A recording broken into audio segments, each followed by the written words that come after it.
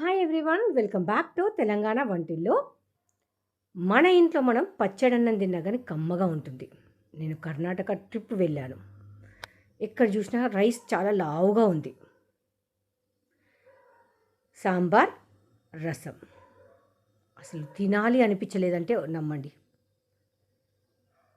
మామూలుగా వేరే ఫుడ్ కూడా తిన్నాము, బట్ రైస్లో మాత్రం మన ఇక్కడ హైదరాబాదీ అంతా అయితే లేదండి.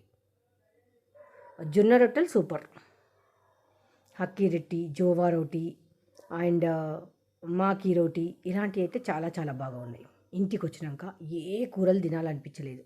4 రకాల కొత్త పచ్చళ్ళు పెట్టుకొని, ఆమ్లెట్ వేసుకొని, వేడి వేడి అన్నంలో నెయ్యి వేసుకొని ఒక్కొక్క ముద్ద తృప్తిగా తిన్నానండి. అందుకే అంటారు కదా మన పెద్దవాళ్ళు, మన ఇంట్లో మనం పచ్చడి వేసుకొని తిన్నా, కారం వేసుకున్నా తృప్తిగా ఉంటుంది అని. ఎంత దూరం వెళ్ళినా ఏం చేసినా హైదరాబాద్ ఫుడ్ మీదకి మాత్రం ఎక్కడా రాదండి. నేను ఇప్పుడు జనవరి, ఫిబ్రవరి, మార్చ్ 3 మంత్స్ నుంచి ట్రిప్స్ వెళ్తున్నా. ఎక్కడైనా కానీ, ఏ ప్లేస్ అయినా, ఎంత పెద్ద హోటల్ అయినా కానీ మన హైదరాబాద్ ఫుడ్ అయితే ది బెస్ట్ అనిపించింది.